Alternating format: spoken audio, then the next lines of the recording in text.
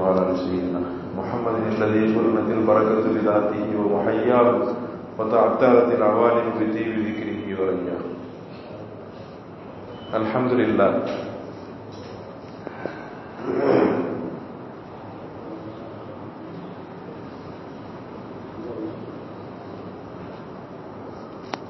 அல்லாஹ்வுடைய மகத்தான ஃபதுல் ரஹ்மத் அருள் கிருபையினால் சிறப்பு மிகுந்த ரஜப் மாதத்தினுடைய இறுதியான இந்த ஜும்மா நாளில் அல்லாஹ் நம்மை எல்லாம் ஒன்று கூட்டியிருக்கின்றான். அந்த வல்ல ரஹ்மானுக்கு எல்லாம் புகழும் உரித்தாகமாக. அல்ஹம்துலில்லாஹ் அல்ஹம்துலில்லாஹி ஹம்தன் கஸீரன் தய்யிபன் முபாரக்கன் ஃபீஹ். அன்பான சகோதரர்களே, அல்லாஹ் சுப்ஹானஹு வ தஆலா தனது அடியார்களுக்கு அல்லாஹ் இந்த உலக வாழ்க்கையில அவர்கள் எப்படிப்பட்ட நல்ல அமல்களில ஈடுபாடு கொண்டவர்களாக இருக்க வேண்டும் என்பதை குறித்து அவர்கள் எத்தகைய முறையில தன்னுடைய வாழ்நாளை பயன் மிகுந்த வழிமுறையில அமைத்துக் கொள்ள வேண்டும் என்பதை குறித்தெல்லாம் அல்லாஹ் குர்ஆன் ஹதீஸ்களின் மூலமாக மிக அழகான முறையில தெளிவுபடுத்தியுள்ளார். மனிதர்கள் அல்லாஹ் காட்டிய அந்த வழிகாட்டுதலுக்கும் அவர்களோடு இணைந்து பிறந்திருக்கின்ற நஃப்ஸ் என்ற மனதினுடைய அந்த வழிகாட்டலுக்கும் இடையிலே சீர்தூக்கி பார்த்து எது பயன் மிகுந்தது என்பதை முடிவு செய்து அந்த அடிப்படையில் தங்களுடைய வாழ்நாளை அமைத்துக் கொள்ள வேண்டும் என்பதுதான் அறிவாற்றல் பெற்ற மனிதர்களுக்கு முன்னால் இருக்கக்கூடிய ஒரு முக்கியமான ஒரு வேலை. அல்லாஹ் குர்ஆனிலே தெளிவுபடுத்துகின்றான், வமன் அஸல்லு மிம்மன் இத்தபா ஹவாஹு, தன்னுடைய மனோ இச்சையை பின்பற்றுபவனை விடவும் யார் வழிகேடன் இருக்கிறார். வழிகட்ட பாதையிலே செல்பவர் யார்? தன்னுடைய மனம் சொல்லக்கூடிய விதத்தில் எல்லாம் வாழ்வதுதான். அதே போன்ற கேள்வி அல்லாஹ் சுப்ஹானஹு வ தஆலா ஹிதாயத்தை பற்றி சொல்லக்கூடிய சந்தர்ப்பத்திலே தெளிவுபடுத்தி காண்பிக்கின்றான். அல்லாஹ் அவனுடைய ஹிதாயத்தை நேர்வழியை எவர் பின்பற்றுகின்றார்களோ அவர்கள்தான் அல்லாஹ் சுப்ஹானஹு வ தஆலா சரியான பாதையிலே அவர்களை வழிநடத்தக்கூடியவராக இருக்கின்றார். அவர்கள்தான் வெற்றியாளர்களாக திகழ்கின்றார்கள் என்பதை குர்ஆனுடைய வசனங்கள் தெளிவுபடுத்துகின்றது. அந்த அடிப்படையில் தான் வழியை முர்ஷிதா, நல்ல வழி காண்பிக்கக்கூடிய அந்த ஒரு இறை உணர்வு பெற்ற நல்லடியார்களுடைய தொடர்பை பெற்றவர்கள் அவர்கள் யார் அந்த நபர்களை பெற்றுக் கொள்கின்றார்களோ வழியை முர்ஷிதா, அந்த வழிகாட்டிலே செல்பவர்களுக்கு அல்லாஹ் அத்தனை வழிகாட்டுதல்களை காண்பிக்க மாட்டான். அப்படிப்பட்ட வழிகாட்டிகள் பெற்றவர்களை பொறுத்தவரையில அவர்கள் ஹிதாயத்தினுடைய பாதையிலே செல்லக்கூடியவர்களாக இருக்கிறார்கள் என்பதாகவும் குர்ஆனுடைய சுட்டிக்காட்டல்கள் சிறப்பான முறையில் அமைந்திருக்கின்றது. இது ஏன் இங்கே நாம் தெளிவுபடுத்த வேண்டியிருக்கின்றது என்றால், உலகம் தங்களுக்கு முன்னால் இருக்கக்கூடிய அந்த சூழ்நிலைகளை முன்வைத்துத்தான் தன்னுடைய செயல்பாடுகளை தீர்மானிக்கின்றது. தன்னுடைய வருமானத்திற்கு தகுந்தாற் போல தான் சம்பாதிக்கின்றோம் என்ற எண்ணம் ஒருவருக்கு வரும்போது, அப்பொழுது அந்த வருமானத்திற்கு தகுந்தாற் போல நம்முடைய வாழ்வியலை அமைத்துக் கொள்ள வேண்டும். ஏனென்றால் நான் தான் சம்பாதிக்கிறேன் என்ற எண்ணம் வந்துட்டால என் குடும்பத்தையும் நான் தான் பார்க்கணும், அதே போல என்னுடைய மனைவி மக்களுக்கு நான் தான் உணவளிக்கணும், அதே போல என்னுடைய செலவினங்களையும் அப்படித்தான் அமைத்துக் கொள்ள வேண்டும். இப்படியாக பொருளாதார ரீதியாக மனிதனுக்கு ஒரு கணிப்பு வந்து விடுகின்றது. ஆனால் அல்லாஹ்வுடைய ஹிதாயத் வழிகாட்டுதல் என்பது எத்தகைய முறையில் அமைந்திருக்கின்றது என்பதாக யோசித்து பார்த்தால், ராசிபாத் அப்பால் ஆசார் என்று சொல்லக்கூடிய 4 அம்சங்கள் மனிதனிடத்திலே அவன் உள்ளமை என்று ஒன்று இருக்கும் என்றால் அது அல்லாஹ்வை கொண்டுதான் இயங்குகின்றது. அவனிடத்திலே தன்மைகள் என்று ஒன்று வெளிப்படுகின்றது என்றால் ஹக்கை கொண்டுதான் அது வெளிப்படுகின்றது. அவனிடத்திலே சில செயல்பாடுகள் ஒன்று நடக்கின்றது என்றால் அது அவனுடைய அவனுடைய உழைப்பு, அவனுடைய தந்திரம் என்பதாக எல்லாம் சொல்வதற்கு ஒன்றுமில்லை. அல்லாஹ் நாடியதை கொண்டுதான் அவன் செயல்படுத்திக் கொண்டிருக்கின்றான். அவனுக்கு கிடைப்பதும் அதனுடைய விளைவாக குணாம்சமாக அந்த இடத்திலே விளைவதும் எதுதான்? ரப்பு நாடுவதுதான். அதே நாம் புரட்டி யோசித்து பார்த்தால், ஒருவர் தானே சுயமாக இருப்பதாக நினைக்கக்கூடிய ஒருவர் எவ்வளவுதான் முயற்சி செய்து பார்த்தாலும் அவருக்கிட்ட சில தன்மைகள் கிடைப்பதே கிடையாது.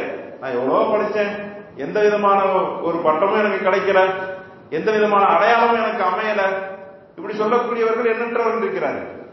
எவ்வளவோ தன்மைகள் கொண்டிருந்தேன், டாக்டர், இன்ஜினியர் எல்லாம் படித்தேன், எதையுமே என்னால் செய்ய முடியல, சுயமாக எதையுமே என்னால் செய்ய முடியல, இப்படி சொல்லக்கூடியவர்களும் இருக்கத்தான் செய்கிறார்கள். அந்த செயல்கள் வெளிப்பட்டதற்கு பிறகும் கூட அந்த செயல்களினுடைய விளைவுன்னு ஒன்று இருக்கும் இல்லையா? நிறைய பேருக்கு வைத்தியம் பார்த்தேங்க, யாருக்குமே குணமாகலன்னு சொன்னா அவர் நல்ல டாக்டர் சொல்லுவாங்களா? அல்லது எவ்வளவோ கன்ஸ்ட்ரக்ஷன் பில்டிங் எல்லாம் நான் பார்த்தேன், ஒரு இன்ஜினியர் சொல்றாரு, எங்கேயுமே எனக்கு நல்ல பேர் கிடைக்கல. அவருக்குன்னு ஒரு செல்வாக்கு உருவாக வேண்டும் அல்லவா? சம்பளம் பொருளாதாரம் கிடைச்சு போயிடும். அவன்கிட்ட அந்த பில்டிங்கை கொடுத்தீங்கன்னு சொன்னா உங்களை என்ன செய்யாம விட மாட்டான், மொத்த பொருளாதாரத்தை உரியாம விட மாட்டான் என்பதாக சொல்லக்கூடிய அளவிற்கு சில பேர் என்ன செய்யறாங்க. ஒரு உதாரணத்திற்கு எல்லா தொழிலுக்கும் அது பொருந்தும், எல்லா விதமான அடையாளங்களுக்கும் அது பொருந்தும். ஆக ஒட்டுமொத்தமாக எல்லாவற்றையும் நாம் யோசித்து பார்த்தால் மனிதர்களுக்கு என்று சுயமாக எந்த அம்சங்களும் இருப்பதில்லை. அல்லாஹ் அவர்களுடன் இருப்பதால் தான் அவர்களுக்கு அது உருவாகின்றது. அந்த எண்ணத்தோடு இருப்பதுதான் வெற்றிகரமான வாழ்க்கைக்கான ஒரு வழிமுறையாக அமைந்திருக்கின்றது. அந்த எண்ணத்தின் அடிப்படையில் தான் நாம் தொழுகை, நோன்பு, ஜக்காத், ஹஜ்ஜை நாம் நிறைவேற்றுகின்றோம். அந்த எண்ணத்தை உருவாக்கி கொள்ள வேண்டும், அதே நினைவிலேயே இருக்க வேண்டும் என்பதற்காக வேண்டித்தான், அல்லாஹ்வை கொண்டுதான் நான் வாழ்கின்றேன் என்ற அந்த உணர்வை உண்டாக்கிக் கொள்வதற்காகத்தான் இபாதத்துகள் நமக்கு வழங்கப்பட்டிருக்கின்றது. அக்கிமி ஸலாத்த பிதிக்ரி, தொழுகை பற்றி அது சொன்னாங்க. தொழுகை நமக்கு இன்ஷா அல்லாஹ் திங்கட்கிழமை மிஅராஜுடைய நாள், நினைவு நாளை நாம் அந்த இடத்தில் பெருமானார் ஸல்லல்லாஹு அலைஹி வஸல்லம் அவர்கள் அல்லாஹ்வை சந்தித்து தன்னுடைய உச்சகட்டமான ஒரு நிலை, ஆன்மீகத்தினுடைய உன்னதமான ஒரு நிலை, ரப்பை தரிசிப்பதுதான். நாம் செய்யக்கூடிய இந்த அமல்களின் மூலமாக நாம் சொர்க்கத்தை அடைகின்றோம், சொர்க்கத்தின் சுகசோபனங்களை அடைகின்றோம் என்பதெல்லாம் ஒன்று. ஒரு வீட்டுக்கு ஒரு நபர், நமக்கு பிரியமான நபர் விருந்துக்கு அழைக்கின்றார், அங்கிருக்கக்கூடிய அனைத்தையும் நாம் என்ன செய்கின்றோம், அனுபவிக்கின்றோம் என்பதாக இருக்கக்கூடிய நிலை ஒன்று. அதே சந்தர்ப்பத்தில் ஆண் பெண் என்ற தொடரின் மூலமாக இருக்கக்கூடிய நேசத்தின் விளைவாக ஒரு பெண் ஒரு விருந்துக்கு அழைக்கின்றார். அந்த விருந்தினுடைய முழுமையான உதாரணம் அல்ல, இருந்தாலும் புரிஞ்சுக்கிறதுக்காக அதை நாம் சொல்ல வேண்டியிருக்கின்றது. விருந்து என்பதை விட ஒரு பெண் தன்னையே அவளுக்கு கொடுக்கின்றான் என்றால் அது எவ்வளவு பெரிய உன்னதமான ஒரு நிலையாக இருக்கும். மனுஷன் அதுதான் எதிராகும். அதே போன்று ரப்புல் ஆலமீனை அவன் வழங்கக்கூடிய அந்த உன்னதமான அந்த சொர்க்கத்தினுடைய சுபசோபனங்களை விட அவன் தன்னையே நமக்கு வழங்குகின்றான். என்னை கொண்டுதான் இந்த உலகத்தில் வாழ்ந்துகின்ற ஒவ்வொரு நொடி பொழுதிலும் என்னை கொண்டுதான் நீ பேசினாய், பார்த்தாய், கேட்டாய், உயிரோடு இருந்தாய், அத்தனையும் என்னை கொண்டுதான். அப்படிப்பட்ட உணர்வு பூர்த்தியான ஒரு தொடர்பு உனக்கும் எனக்கும் இந்த உலகத்திலே இருந்தது. மறுமையிலே வந்ததற்கு பிறகும் அதை நான் உனக்கு வெளிப்படையாக காண்பிக்கின்றேன். திரைமறைவில் இருந்து நான் உனக்கு அதனை காண்பித்துக் கொண்டிருந்தேன், இப்பொழுது வெளிப்படையாகவே நான் உனக்கு அதை காண்பிக்கின்றேன் என்பதாக சொல்லி அல்லாஹ் தன்னை வெளிப்படுத்தி காண்பிக்கும் பொழுது சொர்க்கவாசிகள் அனைவரும் சொக்கி போய்விடுவார்கள். அல்லாஹ் அதான் குர்ஆன்ல சொல்லி காண்பிக்கின்றான். ரப்பை தரிசிக்கக்கூடிய அந்த இன்பம் தான் உலகத்தினுடைய மறுமையிலே கிடைக்கக்கூடிய இன்பங்களில் எல்லாம் பெரிய இன்பம். அவனுடைய குரலை கேட்பது, குர்ஆனை அவன் ஓதி காண்பிப்பான். அவன் இறக்கி வைத்திருந்த குர்ஆனை யாரோ காரிகள் ஓதுறதை கேட்டு நம்ம என்ன செய்யறோம், மயங்கி போறோம். குர்ஆனை அவனே ஓதி காண்பிப்பான். நான் இறக்கி வைத்த குர்ஆனை உலகத்தின் உன்னதமான துணியினால் நான் ஓதி காண்பிக்கின்றேன் என்பதாக சொல்லும் பொழுது அப்பொழுது உன்னதமான இன்பத்தை இந்த மாந்தர்கள் அனுபவிப்பார்கள் என்பதாக எல்லாம் ஹதீஸிலே வந்திருக்கின்றது. அன்பிற்குரியவர்களே, இங்கே நாம் புரிந்து கொள்ள வேண்டிய ஒரு மிக முக்கியமான ஒரு செய்தி என்னவென்றால், துன்யாவில் இந்த உலகத்திலே வாழக்கூடிய அந்த சந்தர்ப்பத்தில் பெருமானார் ஸல்லல்லாஹு அலைஹி வஸல்லம் ஒரு மிஅராஜுக்கு போனாங்க, உன்னதமான அந்த இடத்திற்கு போனாங்க. போயிட்டு அந்த உச்சகட்டமான அந்த இன்பத்தை மறுமையில தான் மற்றவர்களுக்கு கிடைக்கும், வேற எந்த நபிக்குமே அது கிடைக்கல. இப்ராஹிம் அலைஹிஸ்ஸலாத்து வஸ்ஸலாம் மில்லத்த அபீக்கும் இப்ராஹிம், உங்களுடைய மார்க்கமே யாருடைய மார்க்கம் என்பதாக குர்ஆன் சொல்லுச்சு. இப்ராஹிம் அலைஹிஸ்ஸலாம் அவங்களுக்கே இருந்த ஸ்டேஜ் என்னதான், 7வது வாரத்தோட அவங்களுடைய எல்லை முடிஞ்சு போச்சு. ஜிப்ரீல் அலைஹிஸ்ஸலாம் குர்ஆனையே இந்த உலகத்துக்கு கொண்டு வந்து கொடுத்தாங்க, அவங்களுடைய எல்லை எங்க முடிஞ்சு போச்சு, சிதறத்துல் முன்தஹாவிலே முடிஞ்சு போச்சு. ஆதம் அலைஹிஸ்ஸலாத்து வஸ்ஸலாம் முதல் வானத்தோடு அவங்களுடைய அந்த தகுதி முடிஞ்சு போச்சு. ரப்புக்கும் அவர்களுக்கும் இடையிலான ஒரு தொடர்பினுடைய அடையாளம் தான். நம்ம முதலாவது வானத்துல இந்த நபி இருந்தாங்க, இரண்டாவது வானத்துல இந்த நபி இருந்தாங்க அப்படின்லாம் சொல்றதை விட பெருமானார் ஸல்லல்லாஹு அலைஹி வஸல்லம் அவர்களுடைய உயர்வு என்பது என்ன? வாழும் காலகட்டத்திலேயே இப்ராஹிம் அலைஹிஸ்ஸலாத்து வஸலாம் அவர்களுடைய தகுதியையும் தாண்டி ஹஜ்ரத் இப்ராஹிம் அலைஹிஸ்ஸலாத்து வஸலாம் மாணவர்களின் தலைவரான இப்ராஹிம் அலைஹிஸ்ஸலாம் அவருடைய அந்த இருப்பிடத்தையும் தாண்டி ரப்பை அவர்கள் தரிசித்தார்கள். ஃபகான காப கௌசைனி அவ் அத்னா, இரண்டு புருவங்களுக்கு மத்தியிலே இருக்கக்கூடிய தொடர்பை விடவும் மிக நெருக்கமான ஒரு தொடர்பை அவர்கள் அந்த இடத்திலே தரிசித்தார்கள். இறை உணர்வை அடைந்தார்கள், வெளிப்படையாக அவர்கள் அடைந்தார்கள், உடலோடு இந்த உடலினுடைய தன்மையோடு அடைந்தார்கள். ரப்புக்கு அது சாத்தியம். நம்ம யோசிச்சு பார்த்தா இந்த உடலோட மேல போக முடியுமா? இல்லையோ, விமானம்லாம் போகத்தான் செய்யுது, ராக்கெட்லாம் போகத்தான் செய்யுது. அறிவியல் நமக்கு நிரூபித்துக் கொண்டிருக்கின்றது இத்தகைய பயணங்கள் சாத்தியம் என்பதை. ஆனால் நாம் புரிந்து கொள்ள வேண்டிய உண்மை என்ன? பெருமானார் ஸல்லல்லாஹு அலைஹி வஸல்லம் அவர்கள் வாழும் காலகட்டத்திலேயே இத்தகைய உயரத்தை அவர்கள் அடைந்தார்கள். அத்தோடு அவர்கள் என்ன செய்து கொள்ளவில்லை, அங்கேயே நின்று விடவில்லை. ரப்பத்தான் நம்ம சந்திச்சிட்டோமே, அங்கே இருந்துடலாம் என்பதாக நினைக்கிற மறுபடியும் இந்த உலகத்திற்கு வந்தார்கள். மறுபடியும் இந்த உலகத்திற்கு வந்து இங்கே இருக்கக்கூடிய நிலைகளை மாற்றுவதற்கு அந்த ஒரு பவர், இறை உணர்வு என்ற அந்த ஒரு மகத்தான ஒரு சக்தி அவர்களுக்கு மிகவும் உன்னதமான ஒரு துணை புரிந்தது. தொழக்கூடிய ஒவ்வொரு தொழுகையிலும் ரப்பை தரிசித்தார்கள் இந்த பூமியில இருந்து கொண்டு. அதனாலதான் பெருமானார் ஸல்லல்லாஹு அலைஹி வஸல்லம் அவர்கள் அஸ்ஸலாத்து மிஅராஜுல் முஃமின், ஒரு இறை நம்பிக்கையாளனுடைய மிஅராஜாக அல்லாஹ்வையே நேரடியாக தரிசிக்கக்கூடிய ஒரு இடமாக இந்த தொழுகை இருந்து கொண்டிருக்கிறது என்பதாக சொன்னார். எவ்வளவு உன்னதமான ஒரு நிலை! ஏதோ தக்பீர் கட்டணும், ருக்கு சுஜூதுல இருந்தோம், சஜிதா நெத்தியை தேய்ச்சோம், அத்தோடு முடிஞ்சு போகக்கூடிய ஒன்று அல்ல. ஒரு பெண்ணை பார்த்தோம், ஒரு பேசணும், அத்தோடு முடிஞ்சு போகக்கூடிய ஒன்றாக நாம் அதை கருதுவது கிடையாது. மனிதர்களுக்கு இயல்பான ஒரு தேட்டம் இருக்கின்றது. அதுபோல ரப்பு நம்மோடு தான் இருக்கின்றேன் என்பதாக சொல்லுகின்றான். அந்த ரப்பை நாம் தரிசிப்பதற்கான ஆசை கொண்டவர்களாக இருக்க வேண்டும். தொழுகை நிலையிலே சஜிதாவிலே இருக்கின்றோம் என்றால் வஸ்ஜுத் என்பதாக வரக்கூடிய ஆயத்தினுடைய அடுத்த வரி என்ன? இறைவனோடு நீங்கள் நெருங்கி விடுங்கள், சஜிதாவிலே நீங்கள் இருங்கள். வெறுமனே நெருங்கிய அடையாளம் காண்பிக்கக்கூடிய ஒன்று அல்ல, உள்ளத்திலே அதற்கான அடையாளம் வர வேண்டும். உன்னை தரிசித்து விட்ட அந்த அடையாளம், உன்னுடைய நெருக்கத்தை நான் உணர்ந்து விட்ட அடையாளம். ரப்பே எங்களுக்கு அந்த நிலையை, அந்த மக்காமை எங்களுக்கு கொடுப்பாயாக என்பதாக நாம் ஆசைப்பட்டு அல்லாஹ்விடத்தில் என்ன செய்ய வேண்டும்? துஆ கேட்க வேண்டும். வெறுமனே தொழுது இந்த உலகத்தை கேட்பது அல்ல. இந்த உலகத்தில் எனக்கு வீடு வாசல் அதற்குடைய இதை கொடு, எல்லாவற்றுக்கும் அல்லாஹ் வழங்குவதற்கான சக்தி பெற்றவனாகத்தான் இருக்கின்றான். அதற்கான திறவுகோல் எங்கே இருக்கின்றது? அதற்கான திறவுகோல் ஸலாத்து மிஃப்தாஹுல் ஜன்னah, சொர்க்கத்தினுடைய திறவுகோல் மட்டுமல்ல, சொர்க்கத்தினுடைய திறவுகோல் தொழுகை என்பதாக மட்டுமல்ல, சொர்க்க வாழ்க்கையினுடைய திறவுகோலும் இதுதான், இந்த தொழுகை தான். இந்த உலகத்திலேயே நாம் சொர்க்ககரமான ஒரு வாழ்க்கையை வாழ முடியும். ரப்பினுடைய உணர்வை எந்த அளவிற்கு அடைகின்றோமோ அந்த அளவுக்கு கிடைக்கும். இல்லாட்டி சக மனிதர்கிட்டயே போய் பிச்சைக்காரர்களை போல நிக்கிற நிலைமைக்கு நம்ம ஆளாயும். அல்லாஹ் நம்ம எல்லாம் பாதுகாக்கும். அல்லாஹ்விடத்திலே நாம் அவனிடத்திலே ஹஸாயின் வலில்லாஹி ஹஸாயினு ஸமாவாத்தி வல் அர்த், இந்த உலகத்தினுடைய ஒட்டுமொத்தமான பொக்கிஷங்களின் திறவுகோல் மகாலிது ஸமாவாத்தி வல் அர்த், வானம் பூமியினுடைய ஒட்டுமொத்தமான திறவுகோல் அவனிடத்திலே இருக்கும் பொழுது அவனை தவிர்த்து விட்டு அவனுடைய படைப்பு கண்ட போய் நிற்கிறது எவ்வளவு ஒரு கேவலமான ஒரு நிலை. அதற்கு நம்முடைய சிந்தனைகளிலே மாற்றத்தை கொண்டு வர வேண்டும். அன்பிற்குரியவர்களே, இதை நாம் நினைவுபடுத்த வேண்டிய ஒரு கட்டாயத்தில் இருக்கின்றோம். காரணம், இன்று ஒட்டுமொத்தமாகவே நாம் எப்படித்தான் நினைக்கின்றோம், நாமே சுயமாக வாழ்கின்றோம் என்பதாகத்தான் நினைக்கின்றோம்.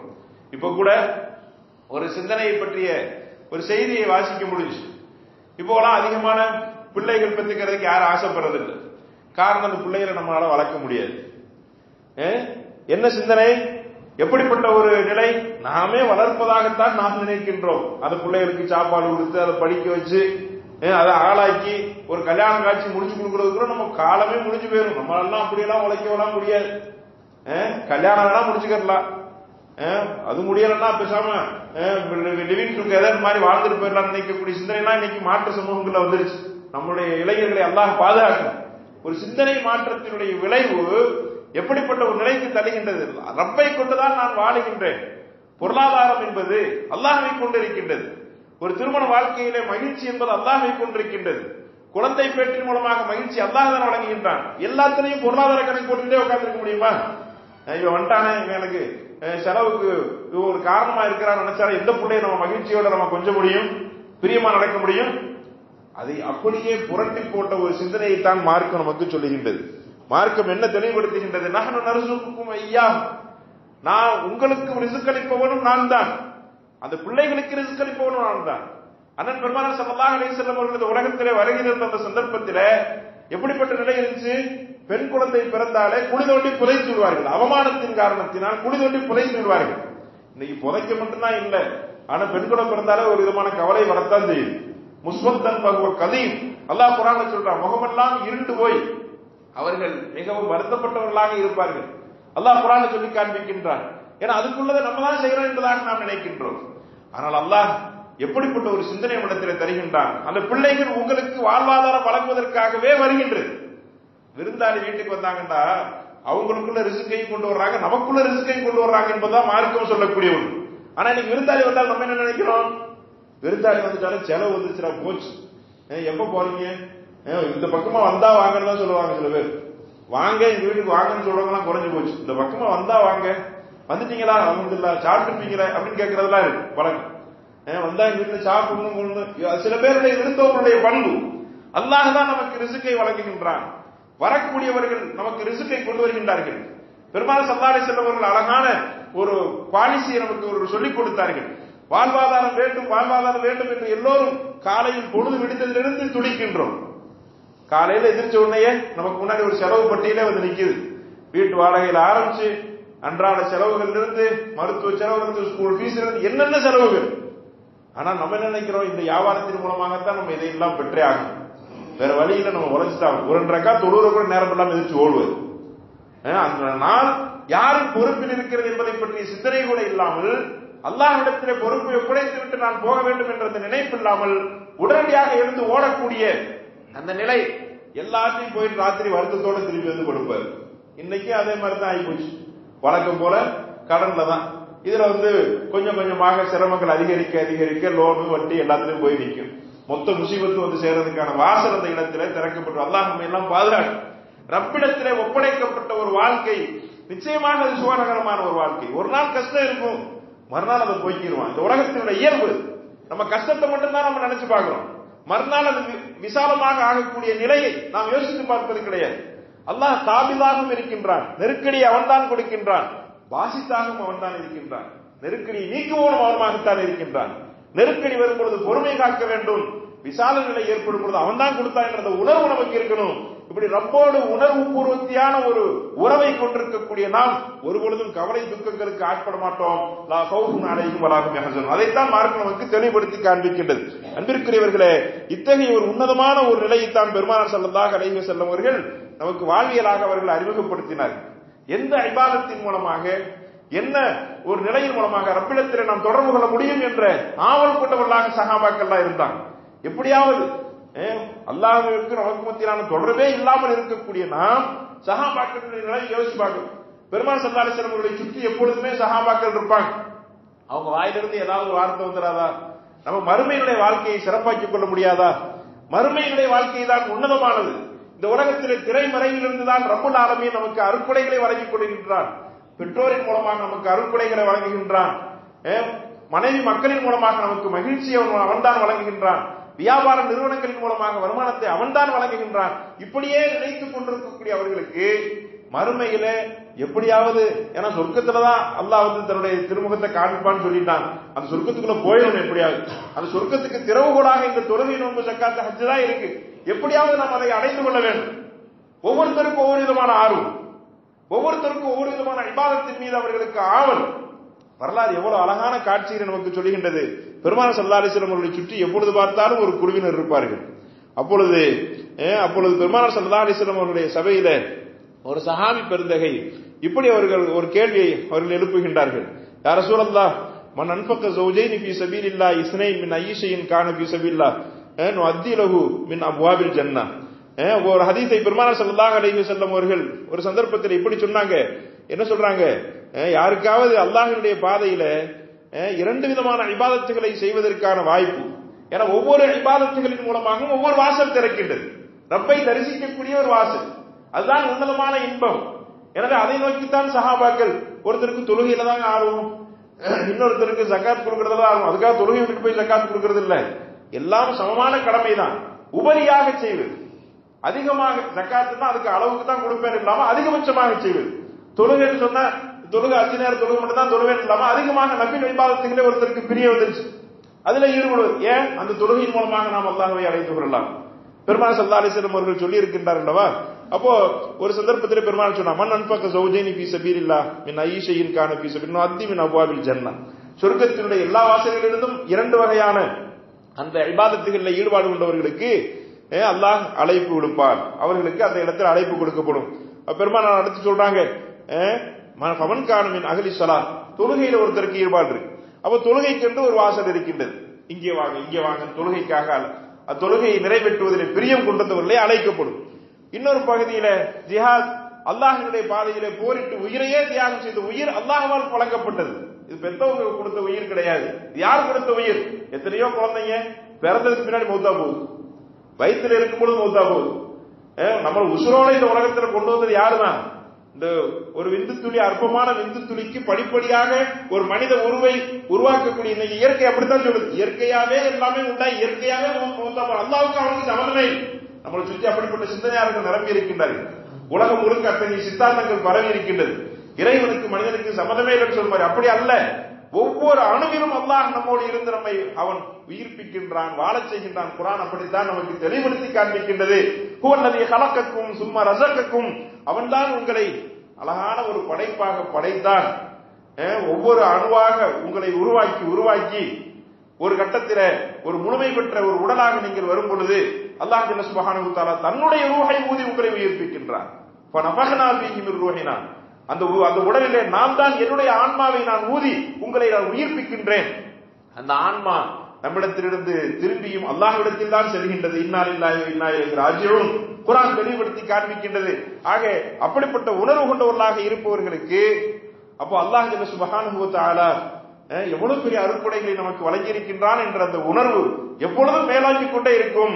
எல்லா விதமான வணக்க வழிபாடுகளிலும் அவர்கள் ஈடுபாடு கொள்பவர்களாக இருப்பார்கள். அப்போ ஒரு ஜிஹாதில் ஈடுபடக்கூடியவர் என்ன நினைக்கின்றார்? இந்த உயிர் வெறுமனே அற்பமான ஒன்றாக போயிருக்க கூடும், ஆனால் அல்லாஹ் தான் அதில் ஊதி நம்மை வாழச் செய்து கொண்டிருக்கின்றான், அவன் வழங்கிய உயிரை அவனுக்கே நாம் அர்ப்பணிக்கின்றோம் என்ற உணர்வு கொண்டவராக ஜிஹாதில் இருப்பவர் இருக்கின்றார். அப்போ அல்லாஹ் அதற்கு ஒரு சொர்க்கத்தின் வாசனை வைத்து ஜிஹாத் செய்தவர்களுக்கு அல்லாஹ் என்ன செய்கின்றான்?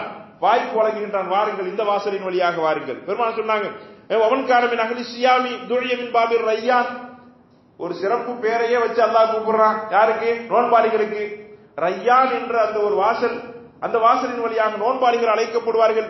தான தர்மங்களில் ஈடுபடக்கூடியவர்களுக்கு அல்லாஹ் சுப்ஹானஹு வ தஆலா அதற்கென்று உள்ள வாசலின் வழியாக அழைக்கின்றான். இப்படி எல்லாம் சொன்ன உடனே அபூபக்கர் நாயகம் கூடவே இருக்கிறவங்க அவங்களுக்கு ஆவல் வந்துருக்கு இல்லையா?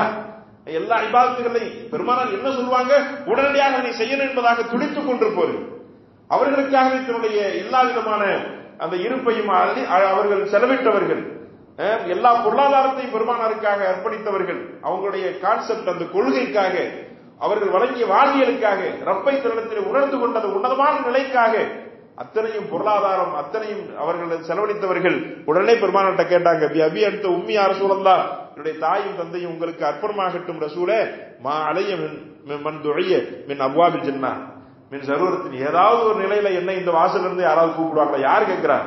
சாதாரணமான நிலையில இருந்தவங்க கேட்கல, அபூபக்கர் நாயகம் கேட்கிறான். இந்த ஏதாவது ஒரு வாசல் இருந்து எனக்கு ஏதாவது அழைப்பு வருமா? ஏதாவது உத்தரவாதம் இருக்கா? எல்லா அமல்லையும் நான் ஈடுபடத்தான் செய்கிறேன், அந்த வாய்ப்பு எனக்கு கிடைக்குமா? அப்ப பெருமாள் சல்லல்லாஹு அலைஹி சொன்னாங்க, நாம் உறுதியாக நீங்கள் அழைக்கப்படுவீர்கள். அர்ஜு அன் தக்கூன மின்ஹும், அவர்கள் எல்லோரையும் நீங்க இருப்பீங்க, எல்லா அமலையுமே நீங்க என்ன செஞ்சிருக்கீங்க. ஆக மனிதர்கள் அத்தகைய தேட்டம் கொண்டவர்களாக இருக்க வேண்டும் என்பதுதான் இங்கே மிக முக்கியமான ஒரு அம்சமாக அமைந்திருக்கின்றது. இந்த ஹதீஸிற்கு விளக்கம் சொல்லக்கூடியவர்கள் இமாம் மாலிக் ரஹ்மத்துல்லாஹி அலைஹி பெரிய ஹதீஸ் கிரந்தத்தை அருளியவர்கள். அவர்களிடத்தில் அவர்களுடைய சமகாலத்திலே இருந்த அப்துல்லாஹி அல் உமரி என்று சொல்லக்கூடிய ஒரு பெரிய வணக்கசாலி இருந்தாங்க.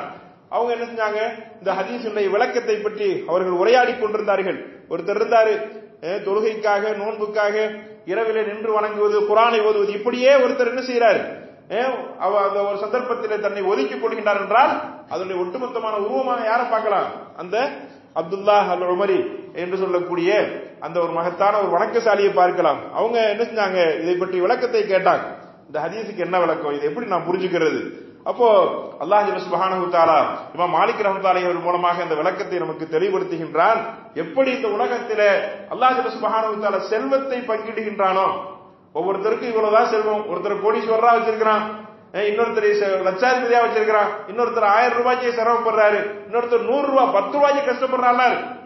ஒவ்வொருத்தருக்குமே அல்லாஹ் சுப்ஹானஹு வ தஆலா அவரவர்களுடைய தகுதிக்கு ஏற்றார் போல, அவர்களுடைய தேவைகளுக்கு ஏற்றார் போல மனநிலை, அந்த படைப்பினுடைய தன்மைன்னு ஒன்று.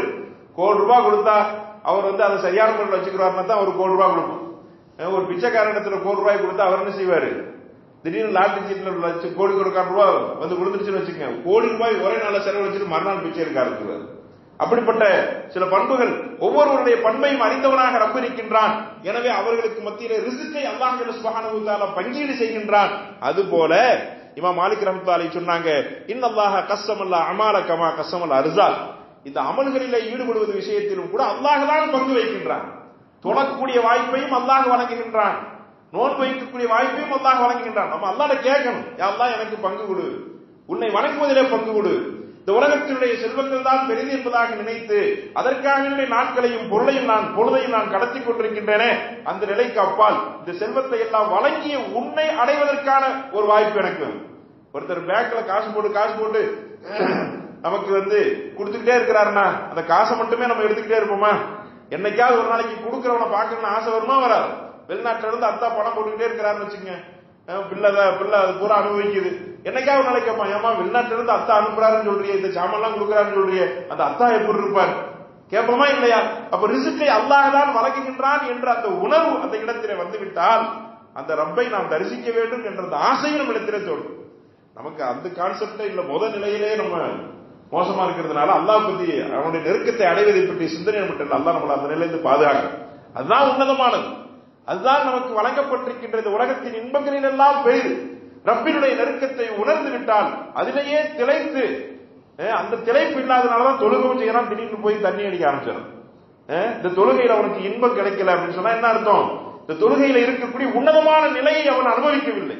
இந்த தொழுகையில் இருக்கக்கூடிய ரப்பினுடைய நெருக்கத்தை அவன் உணர்ந்து விட்டால் உலகத்தின் இன்பங்களில் எல்லாம் போதைகளில் எல்லாம் பெரிய போதையாக அல்லாஹ் சுப்ஹானஹு வ தஆலா தன்னுடைய நெருக்கத்தை அவன் வைத்திருக்கின்றான். அவன் தன்னுடைய நெருக்கத்தை அதன் மூலமாக உணர்த்தி விட்டால் அதை விட ஒரு மிக இன்பகரமான ஒரு நிலை இல்லாமல் போய்விடும். எனவே மாலிக் ரஹ்மத்துல்லாஹி அலைஹி அந்த இடத்துல இப்படி விளக்கம் சொன்னாங்க. சில பேருக்கு அல்லாஹ் சுப்ஹானஹு வ தஆலா தொழுகையிலே பங்கு கொடுக்கின்றான், சில பேருக்கு ஜிஹாதிலே பங்கு கொடுக்கின்றான், சில பேருக்கு என்ன செய்கின்றான், சதக்காவிலே பங்கு கொடுக்கின்றான். அதே சந்தர்ப்பத்தில் ஒரு தொழுகையில் இருக்கிறவருக்கு ஜிஹாதுடைய வாய்ப்பு கிடைக்கிறது இல்ல. இன்னும் சில பேருக்கு என்ன செய்கின்றான், சதக்கா கொடுக்கறதுக்கான வாய்ப்பு இருக்கு. சில சமயங்களில் நோன்பு காலங்களில் பல பேர் கவலைப்படுறதை நம்ம பார்க்கிறோம். நோன்பு வைக்க முடியலையே, உடல்நிலை அதுக்கு ஒத்துழைக்க மாட்டேங்குது. அப்ப சதக்காவிலே அவர்களுக்கு பங்கிருக்கிறது, நோன்புக்கு பங்கு இல்லாம போயிருது. பர்தையே நிறைவேற்ற முடியாத நிலை வந்துருது. மாற்று என்ன, அந்த நோன்புக்கு பகரமாக கஃபாரா கொடுக்கணும், அவர் யாருக்காவது உணவு வாங்கி கொடுக்கணும். மார்க்கம் வழி சொல்லுகின்றதா இல்லையா? ஒரு அமலின் மூலமாக முடியவில்லை என்றால் இன்னொரு அமலின் மூலமாக அல்லாஹ் சுப்ஹானஹு வ தஆலா எந்த அமலின் மூலமாக நாம் யாரை அல்லாஹ்வை நெருங்குவோம் என்பதிலே அல்லாஹ் தான் அதை தீர்மானிக்கின்றான். எனவே அன்பிற்குரியவர்களே, இந்த கல்வி ஞானத்தை எல்லாம் பெருகப்பட்டு விட்ட இந்த காலகட்டத்திலே நாம் எந்த ஒரு அமலின் மூலமாக நாம் முன்னேற்றத்தை அடைய வேண்டும் என்பதிலே நாம் ஆசை கொண்டவர்களாக இருக்க வேண்டும். வரலாறு நமக்கு சொல்லி காண்பிக்கின்றது. ஹஸ்ஸான் இப்னு சாபித் ரலியல்லாஹு அன்ஹு சஹாபாக்களிலேயே எந்த அமலை பற்றியும் அவர்களை பற்றி சொல்லப்படவே இல்லை. ஹஸ்ஸான் இப்னு சாபித் எந்த போர்க்களத்திலும் ஈடுபட்டது கிடையாது. அறியாமை காலத்திலும் சரி அல்லது இஸ்லாமிய என போர் நிறைய நடந்துச்சு. காலித் பின் வலீத் ரலியல்லாஹு அன்ஹு போன்றவர்கள் நூற்றுக்கணக்கான போர்களை ஈடுபட்டாங்க. ஆனா காலிதுக்கு வழங்கி இருக்கின்ற அதே மரியாதையை ஹஸ்ஸானுக்கு மார்க்கம் வழங்குகின்றது, வரலாறு வழங்குகின்றது. ஹஸ்ஸான் என்ன செஞ்சாங்க, எந்த போர்லையும் கலந்துக்கறல, ஆனா கவிதை எழுதினாங்க. இந்த கவிதை என்ன மார்க்கத்தில் முக்கியமானதா அப்படின்னு நம்ம நினைக்கலாம். கவிதை என்பது உணர்வுகளை தூண்டக்கூடியது. போர்க்களத்தில் இருக்கக்கூடியவர்களும் கூட போர் பரணி பாடுவாங்க. அப்ப ஒரு உற்சாகம் வரும். உணர்வை கிளற செய்வதிலே கவிதைக்கு ஒரு மிகப்பெரிய பங்கிருக்கின்றது. பெருமானார் ஸல்லல்லாஹு அலைஹி வஸல்லம் அத்தகைய நபருக்கும் முக்கியத்துவம் கொடுத்தாங்க. அவங்களுக்கு ஒரு மேடையை போட்டு கொடுத்து கவி பாட வச்சாங்க. ஹஸ்ஸான் நீங்க பாடுங்க, போர்க்களத்தில் இருப்பவர்களுக்கு பாடுங்க, அல்லது அந்த காலகட்டத்தில் இருந்த அறியாமை காலத்தில் மார்க்கத்தை பற்றி தெரியாதவங்க மார்க்கத்தை திட்டறதுக்கு கவிதை பயன்படுத்தினான், நீங்க மார்க்கத்தை புகழ்றதுக்கு பயன்படுத்துங்க. அப்போ ஹஸ்ஸான் இப்னு சாபித் ரலியல்லாஹு அன்ஹு அவர்களுக்கு அல்லாஹ் சுப்ஹானஹு வ தஆலா சொர்க்கத்தை அடைவதற்கான ஒரு வழி எதுல வச்சிருக்கிறான், கவிதையில வச்சிருந்தான். காலித் பின் வலீத் ரலியல்லாஹு அன்ஹு அவர்கள் கூட அவர்களுடைய கவிதையை, ஹஸ்ஸானின் கவிதையை நூற்றுக்கணக்கான போர்க்களங்களிலே நினைவு கூர்ந்து கொண்டு போராடி கொண்டது. அப்ப நன்மை யாருக்கு வந்து சேர்ந்துருது, அவர் வாள் எடுத்து போராடுறார், உயிரை கொடுத்து போராடுறார். அந்த போர்க்களத்திலே பெருமானார் ஸல்லல்லாஹு அலைஹி வஸல்லம் அவர்களுக்கு அவருடைய தோழர்களுக்கு உந்துதலாக அவருடைய மொழி வந்து சேர்கின்றது. அந்த மொழியின் மூலமாக பாடப்படக்கூடிய கவிதை வந்து சேர்கின்றது. நாம் வரலாற்று களத்திலே பார்க்கத்தான் செய்கின்றோம். அஹ்ஸாப் யுத்தம் நடந்து கொண்டிருந்தது. குர்ஆனிலே அதை பற்றிய தகவல்கள் வந்திருக்கின்றது. ஹுனைன் யுத்தம் நடந்து கொண்டிருந்தது. பெருமானார் ஸல்லல்லாஹு அலைஹி வஸல்லம் அவருடைய தோழர்கள் எல்லோரும் அந்த சந்தர்ப்பத்திலே சிதறி ஓடிவிடக்கூடிய நிலை வந்த பொழுது அண்ணன் ரசூலுல்லாஹி ஸல்லல்லாஹு அலைஹி வஸல்லம் அவர்கள் தன்னந்தனியராக நின்று கொண்டிருந்தார்கள். அவர்கள் குரல் எடுத்து அந்த சபையில கவிதை வரிகளை பாடினார்கள். ஆனால் நபியுல்லா கதிப், நான் ஒரு இறை தூதர் என்பது பொய்யல்ல, அல்லாஹ் என்னோடு இருக்கின்றான், எனக்கு வெற்றியை கொடுப்பான். எனவே தோழர்களை நீங்க எல்லாம் வேற என்ன செய்யாதீங்க, விரண்டு ஓடிடாதீங்க. அல்லாஹ் மட்டும் இல்ல, நான் வந்து யாருடைய பேரனாக இருக்கின்றேன், மகனாக இருக்கின்றேன். ஆனா இப்னு அப்துல் முத்தலிப், அப்துல் முத்தலிபினுடைய பேரன் பிள்ளையாக இருக்கின்றேன், நான் தோல்விகரமான ஒருவன் அல்ல. இப்படி எல்லாம் பாடி பெருமானார் ஸல்லல்லாஹு அலைஹி வஸல்லம் அவர்கள் அங்கிருக்கக்கூடிய சஹாபாக்களை மறுபடியும் ஒன்றிணைத்தார்கள். வெற்றி மறுபடியும் கிடைத்தது என்பதாக வரலாறு நமக்கு சொல்லி காட்டி. எனவே அன்பிற்குரியவர்களே, எந்த அமலையும் நாம் குறைத்து மதிப்பிடக்கூடாது, எந்த மனிதரையும் நாம் குறைத்து மதிப்பிடக்கூடாது. அது அல்லாஹ்வை உணர்வதற்கு எந்த வகையிலே பயன்படுகிறது என்பதுதான் நாம் புரிந்து கொள்ள வேண்டிய ஒன்று. அதனுடைய தொடக்கமாக தொழுகையும் அமைந்திருக்கின்றது. தொழுகையை விட்டுட்டு மத்ததை பூரா பார்க்கிறேன் என்பதாக சொல்றதுக்கு அர்த்தம் இல்லாம போயிடும். அக்கு ஸலாத்து வ ஆத்து ஸகாத், நான் ஜகாத்து கொடுப்பேன் தொழுகை விட்டுருவேன்னு சொன்னா இரண்டுக்குமே அமல் அந்த இடத்துல கிடைக்காம போயிடும். ஃபர்ல், கடமை என்பது நிறைவாக நிறைவேற்றப்பட வேண்டும். அதற்கு பிறகு உபரியாக வரக்கூடிய ஒவ்வொன்றிலும் நாம் ஆர்வம் கொண்டவர்களாக இருக்க வேண்டும். யா அல்லாஹ், ஏதாவது ஒரு வழியில என்னை சொர்க்கத்துக்கு கொண்டு போய் சேர்த்து. இதுதான் எனக்கு தெரியுது. ஒவ்வொருத்தருக்கும் ஒரு இன்ட்ரெஸ்ட் இருக்கும் நல்ல அமல்கள்ல. அந்த அமலின் மூலமாக எனக்கு சொர்க்கத்திற்கு மேலாக உன்னுடைய தரிசனத்திற்கு எனக்கு அதை ஒரு வழியாக ஆரம்பித்துக் கொடு என்பதாக நாம் அல்லாஹ்விடத்தில் கேட்க வேண்டும். வல்ல ரஹ்மான் நம் அனைவருக்கும் தௌஃபீக் செய்வானாக. அவனை இந்த உலகத்திலும்